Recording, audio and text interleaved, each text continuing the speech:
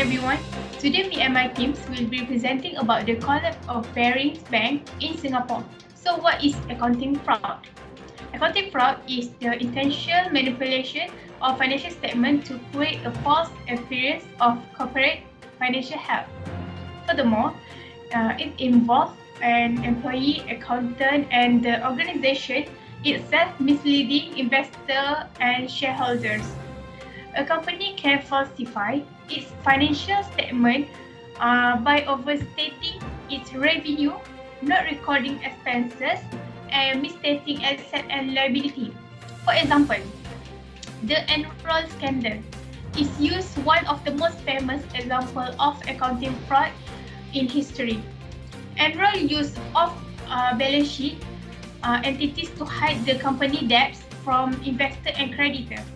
Although using such entities was not illegal in itself, Enroll failed to disclose the necessary details of its dealing constitute accounting fraud. So then, what about tone at the top? Tone at the top refers to a leader supervision of a company's management and board of directors, as well as their being genuine and honest, respectable. The tone at the top establish corporation culture, environment, and corporate ideas. Okay, next, tone at the top of target Barings Bank in Singapore.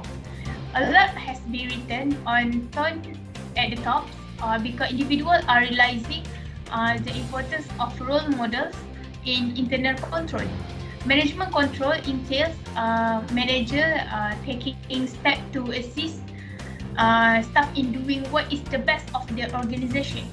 It is a vital function because it is the organization people capitals that make things happen.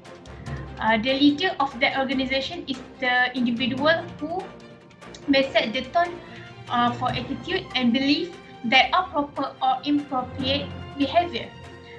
In most circumstances, the CEO is the leader. CEOs can model the anticipated behavior of employees in order to change the culture because this behavior will trickle down to lower level employees. We identify 5 key strategies via which leader might influence culture. By setting the appropriate tone at the top, management may impact culture and behavior in the organization.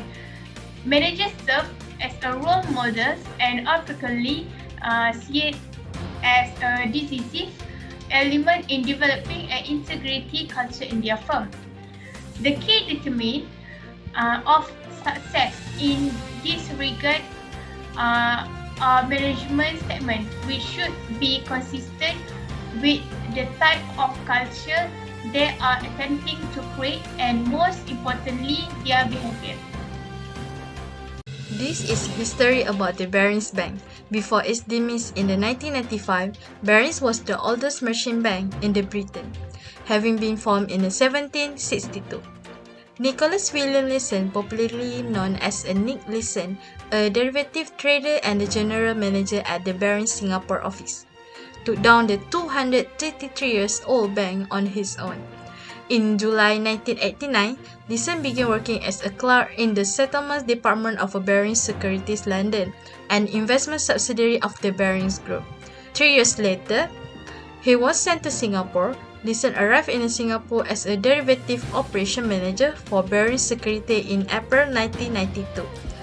Leeson was one of the 2 traders at the BFS when it began trading on the Singapore International Monetary Exchange in July 1992, which has since merged with the Singapore Stock Exchange to become the Singapore Exchange. On June 28, 1993, Leeson was appointed Assistant Director and a General Manager of BFS. He managed to not just the front office, which handled trading, but also the back office, which handled paperwork. He was able to conceal his losses and illicit trading by utilizing the 8-5 accounts. Leeson began trading Japanese government bonds in 1994 as well as a Nikkei 225 futures and options. Leeson left Singapore after incurring a $1.3 billion debt with the bank, primarily through future trading contracts. By the time the bank failed on the February 26, 1995, it had accrued losses of $2.2 billion. How this Barings Bank can collapse? First, Barings banks don't have a knowledge about the principle of accounting. When Nick Leeson first joined Barings, he discovered that the company's bookkeeping was a massive disaster. The bookkeeping was a disaster and the bank had no idea where the money was coming from or going. Barings hired Nick Leeson as a bookkeeper to straighten things out. Nick Leeson did not waste time in identifying vulnerabilities in the bank's operation, allocating well over $100 million, which was around $160 million. This should not have happened because they are the popular bank in the world. Second, Nick Leeson promoted as a trader is a big mistake in the management decision. Barings offered him the post of a trader in Singapore in charge of a newly formed future section, even though he don't have a knowledge and experience about the trades. Nick Leeson had been looking forward to this opportunity because before to join the Barings, he had anticipated to be a trader at his previous company. Nick Leeson was trading future contracts on the Nikkei 225 Japan Stock Market Index in Singapore. This is the worst choice Barings has ever made, and it is the reason why Barings Bank collapsed now. Third, exchange in Singapore was utter chaos. Trading, which involved betting on whether the price would rise or fall. He was confident and well liked by his team, but later in that year, the market began to move drastically. Obviously, this resulted in a mistake, and Nick had to repair this error after the fact to guarantee that client was received the proper deals. Following that, the account was utilized to conceal the fraudulent transaction. Hundreds of similar transactions were made through this account between September and December of the same years. Fourth, 5X account as a secret account. Suddenly, his employee acquired 20 future contracts from the Japan governmental bond by mistake. To conceal the failure, Nick Leeson began keeping this mistake in a separate account known as the 5X account, which the main office in London could not access it. He kept the lost transaction running but concealed them in the 5X account. He expected to make up for his losses with the future gains. Nick Leeson will conceal his flaws, and then, when the market shifts in his favor, he will quietly correct it. Fifth, too much trust to Nick and became ignorance of management. Nick was forced to call the main office for additional cash since such bets require margin payment or they will be closed. He indicated that he was funding new orders for clients, with the clients repaying the entire amount to the bank afterwards. Actually, no money was received and no order from a new client was received. It was exactly the same stupid bookkeeping problem that Barings had previously. These were fraudulent earnings, but the executive had no idea and never questioned why Nick required so much money all the time if he wasn't making money. 6. Get lost in his trade. After only a few months, Nick was sitting on a $150 million loss in the 5X account. To provide the illusion of large gains, Nick decided to buy future contracts from his own losing account. This provided the idea that he was generating huge profit, despite the fact that he was increasing his losses in the 5 account. Lastly, Nick Leeson made decisions that make it begin all out of a contract. Beginning in the new year, the market began to shift in Nick's favor and the future trading began to generate millions of dollars. This good streak ended on January 17, 1995 when the Kobe earthquake rocked Japan, costing over $100 billion in the damage. So he tried to reduce his major losses by acquiring thousands of future contracts. But this action just made the losses has increased. Whistleblower that involved in this case, which is first internal audit. In July 1994, Barings Futures Singapore undertook an internal investigation. Despite the fact that no unauthorized transactions were discovered, the final report stated that Leeson was performing the dual function of a trader and back office manager, allowing him to perform transactions and then modify them according to his own instruction. But this warning signal was ignored by Barings' manager. Next, whistleblower is a senior settlement clerk. A senior settlement clerk on the secondment from Barings London headquarters detected a discrepancy in Leeson's report on February 23, 1995. He tried to get Leeson but failed to elicit an explanation from Leeson. Several attempts to contact Leeson were unsuccessful. The issue was reported to the London Barings office, and the BFS office investigated its accounts for any unlawful activity. It was first concerned that Leeson would take money and then vanish. On February 24, BFS official discovered the 5X account and linked it to discrepancy. After his secret reveal, Leeson had no way to avoid the clerk's knowledge and believed his journey was over. He packed his bags and traveled to luxurious resort in Malaysia with his wife. The Barings Bank was now in talks with the Bank of England in order to be safe. The Bank of England tried to salvage Barings, but after studying the finance and seeing how bad the things had gotten, they realized there was no way to save Barings. To make matters worse, when the market opened the next day, Leeson's total loss in the 5X account had climbed to well over $1.3 billion, more than double Barings' trading capital, and the bank was no longer in the business.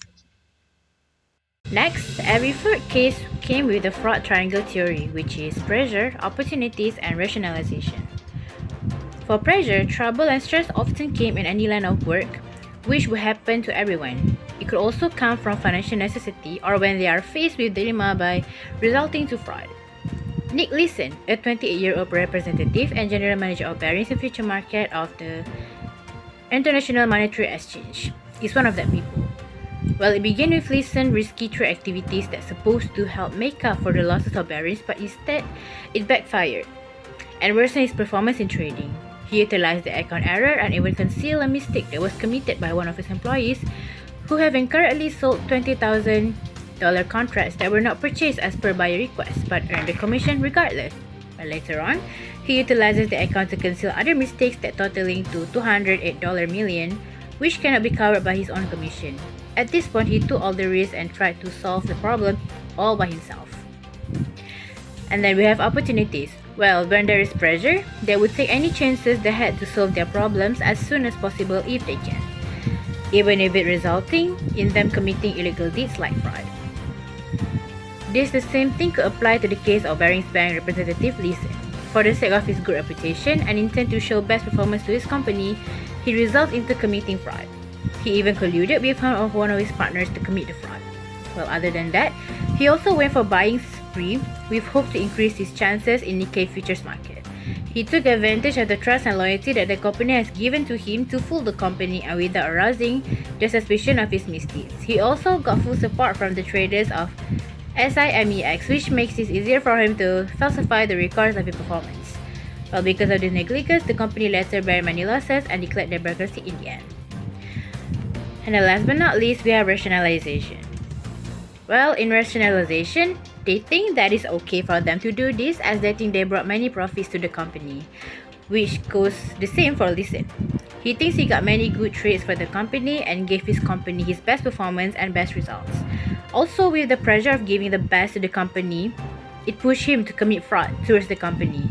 He did bring a $150 million and even got bonus along with it. So the expectation for his superior would be a burden for him to always give good results as to not disappoint his employer and employees who put a lot of trust in him. He falsified reports and made 8 different accounts and fooled the management into thinking they managed to obtain profits when in reality is that they suffer more losses. There are no whistleblowers in their team because of the loyalty, though there are various warnings given that there might be a fraud going on in the business. But because of the trust and loyalty that given from the company, it gives Leeson an advantage to commit this fraud. The next part is the consequences, effects, or penalties toward the related parties of Barings Bank. A 28-year-old man who is head of derivatives Barings Bank in Singapore, Nicholas Leeson, is responsible for the collapse of Barings Bank. Nicholas Leeson has been caught in Frankfurt on November 20, 1995 after fleeing to Malaysia, Thailand, and Germany. He was sentenced to 6.5 years in Changi prison in Singapore. Nicholas Leeson was freed in July 1999 after completing at least 2/3 of his sentence, which is 4 years and 4 months for good behavior, and after being diagnosed with colon cancer.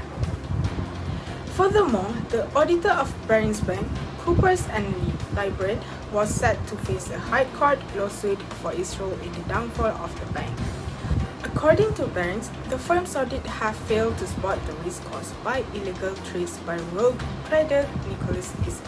Coopers and Lybrand has become a part of the Big Four company, which is PricewaterhouseCoopers.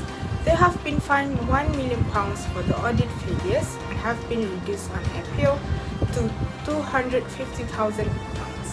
Other than that, the new owner of the bank, which is the Dutch Bank Inc. Group, has blamed 21 top executives for the chaos and has announced a departure. It is said that 21 executives had functional responsibility for the Singapore office derivatives trading, which was done by Nicholas Leeson. The departures amounted to a house cleaning that swept away everyone who had direct or indirect responsibility for Nicholas Leeson trade, with no regard for degrees of responsibility. So, among those departures are 3 high-ranking officials in Singapore, 7 executives in Tokyo, and 8 senior executives in London. Last but not least, sadly, this issue has also affected the employees of Barings Bank. According to the reports, 1,200 employees has lost their jobs following the collapse of Barings Bank. In conclusion, from these cases, it is shown that fraud easily happens because of a lack of proper management in Barings Bank. Management is an important component of organization's success. Bad management can lead to a lot of problems and big chances of fraud happening in the organization. Accounting fraud can be a big impact on the stakeholder and shareholders. The employee and the client will inadvertently be affected if there is fraud happening in the company. Based on these cases, to avoid this kind of fraud from happening is by implementing segregation of duties, which is a fundamental component of a company, long-term risk management and internal controls. So, by implementing this fundamental can prevent fraud, theft, sabotage, misuse of information, and other securities compromises happen. In these cases, Nicholas Leeson has held position at both the derivatives trading desk, in the clearing, settling, and accounting, which make it easier for him to carry out the fraud. Other than that, the top management and the audit committee need to take fast action if there are problems or any weaknesses that were reported by the internal audit.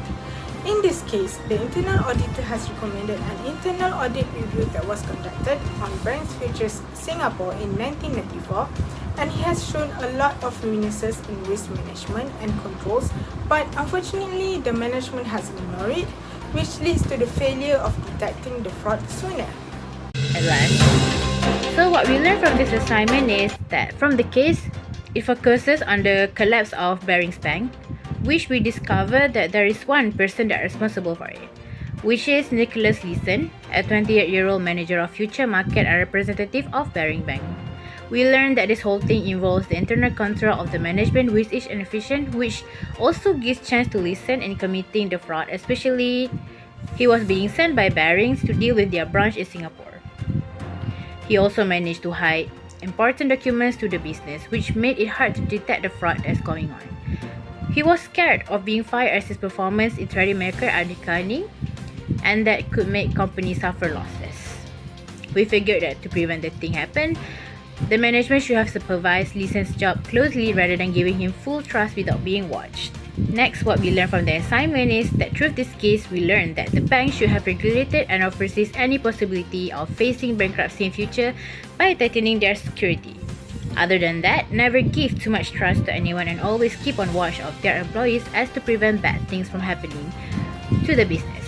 Well, in terms of knowledge, they should have basic knowledge, especially in accounting, as it is crucial in this type of business. While this will make any unusual activities will be easily detected and be prevented by the management of the bank. Other than that, in point of view of Leeson, he should have more knowledge in doing trading as it is important part of the company. The company should have given him more training to avoid any trouble in the stock trade and got permission before doing any risky trades. Moreover, the trust that given to any other company should not be too much as it will make them feel burdened and it will might give them a chance to do something bad to the company and affected the company badly.